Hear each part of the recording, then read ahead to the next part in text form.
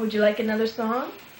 Oh, if you're happy and you know it, clap your hands. If you're happy and you know it, clap your hands. If you're happy and you know it, clap your hands. You see Jake Eliopoulos on the mound, kind of an interesting story. A hard-throwing lefty thought to be one of the top prospects in this draft. Dear Jake, You got a nice smile, son. today we laid your earthly body to rest, my boy. There's Mr. Baseball. Hi, Jake. You made the best possible use of it. You can tell that this guy really does have all the tools. Like you said, he is the top prospect from Canada. Certainly someone that's going to fly off the board early in day one. The Toronto Blue Jays select Jake Eliopoulos, a left-handed pitcher. Shooting star, a visual meteor appearing as a temporary streak of light in the night sky. Your picture belongs beside this definition. That your pain was not obvious to the naked eye made it that much more difficult for you to bear it. I understand that now.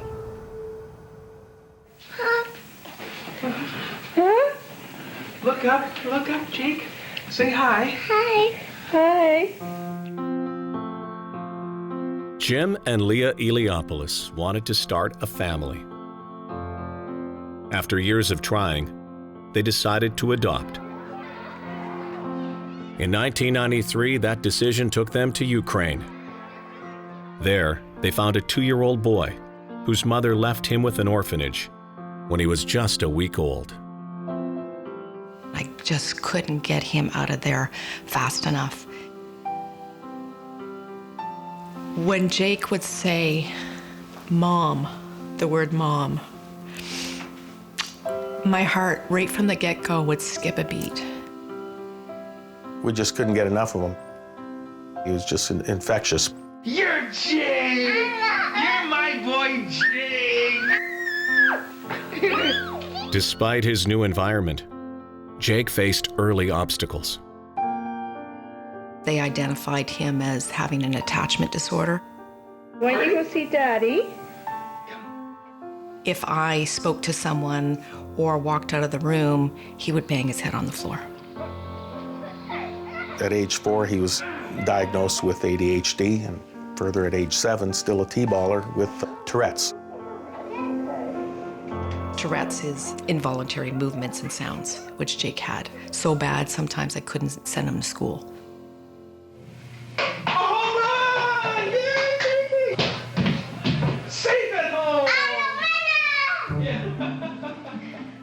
Game over. Series over. That was Joe Carter. Jake found an outlet for his energy in baseball, a game close to his father's heart. Holy Toledo! Good hit, Jake. Jim was a catcher for Team Canada at the 1984 Olympics, and later bullpen catcher for the Toronto Blue Jays. They had this incredible bond right from the get-go around baseball. We were both obsessed with baseball. There they are, like father, like son. He was my soulmate that way. Attaboy. That's it. Good job, Jake. Attaboy. You have someone who's not of my genetic makeup, not knowing that he'd grow into a 6'3" string bean left-hander who throws, as low 90s. To deal with ADHD and Tourette's and still excel at the pace he did made me so incredibly proud. Blow this two-seamer right by this guy. Wow. Jake, I'm telling you, that's fantastic. He had legitimate professional talent, and if Jake Eliopoulos was to have pitched in the big leagues at some point in time, you wouldn't have been surprised. So Jake Eliopoulos, the 6'3", 168-pounder from Newmarket, Ontario. This guy has his comfort zone at about 91 to 92, but he has an extra gear when he needs it for that fastball. Lefty with a good body, with a quick arm, who touches 91. The 2-2. And a swing and a miss and a high fastball to end the inning. You don't see that all the time. Got him. That's a package that profiles, at the very least, as a solid member of a major league rotation. I'm Pat Henkin, and with our second-round selection, the Toronto Blue Jays select Jake Eliopoulos, left-handed pitcher. Externally, people would look at Jake and say he had everything. He was drafted by Canada's team, who was playing for his country. What possibly could not be adding up in terms of happiness and balance?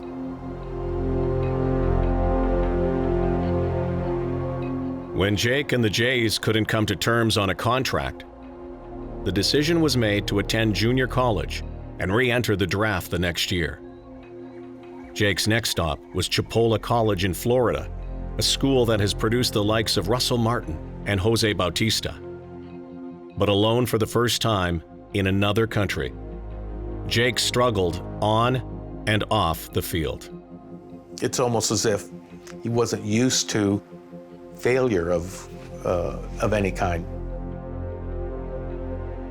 A lot of other ball players would have picked that up in stride and think, oh, what a great opportunity. I'm going to be in the draft again, and I'm going to go even higher. And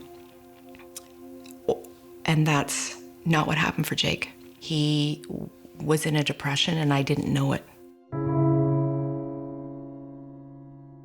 At the end of the school year, Jake permanently left the team and was back living at home. Issues with his throwing arm turned out to be tendon damage, and Jake had Tommy John surgery in 2011. After the surgery, I could see in his eyes I was losing him. It came to a point where he didn't want to play baseball anymore. When he lost baseball, I think he lost a part of himself. You know, it's very easy for us to say, just be happy, look, or make all these suggestions that really make no difference to someone who can't see through the darkness of depression. I asked him what were the reasons. You know, he did say that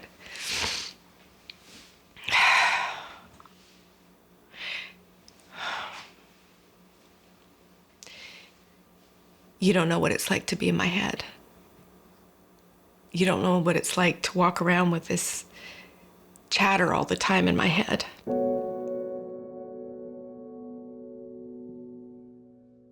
I got a knock at the door, and it was the police. And they were looking for Jake. And I said, Jake, he's upstairs in his room. Lo and behold, he was trying to take his life. That was Jake's first attempt at that, and there was many more after. The family looked to find help. Psychiatrist visits, medication, long-term care options. But Jake continued to drift. He attempted to take his own life 4 more times. I was just trying to keep it all together and trying to save my son's life, and he didn't want to live. We could see there was other ways, but he couldn't.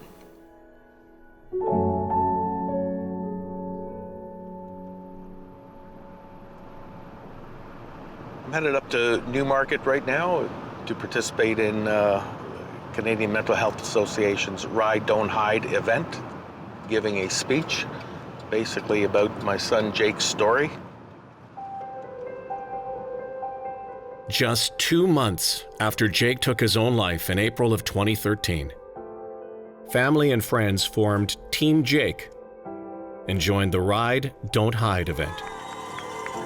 They have participated every year since his passing and raised over $70,000 for mental health awareness and services. Good morning or good afternoon? What is it now? I'm not sure.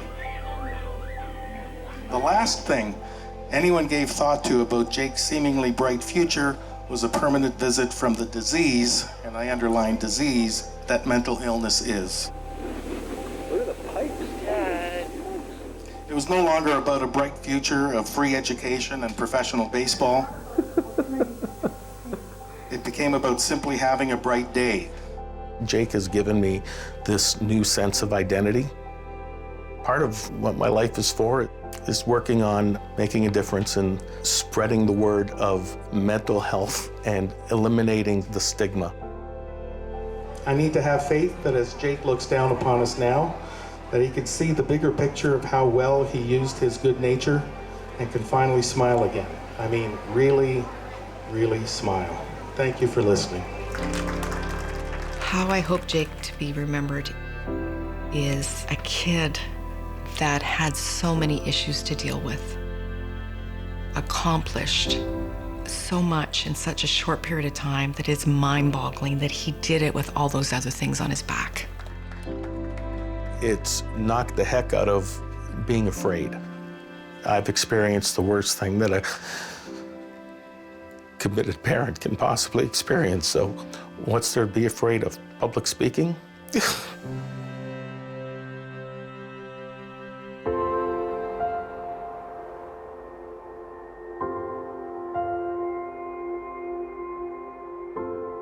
April 29th, that's the date that Jake chose to leave us in 2013.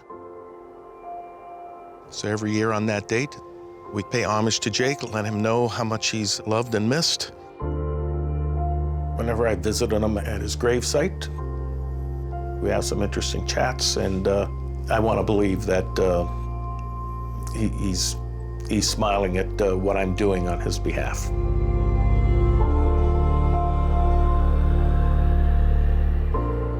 We send him some messages skyward, letting him know, in case he didn't in his darkest days, that we love him. Shooting star he was. Wasn't here for long, but he burned brightly.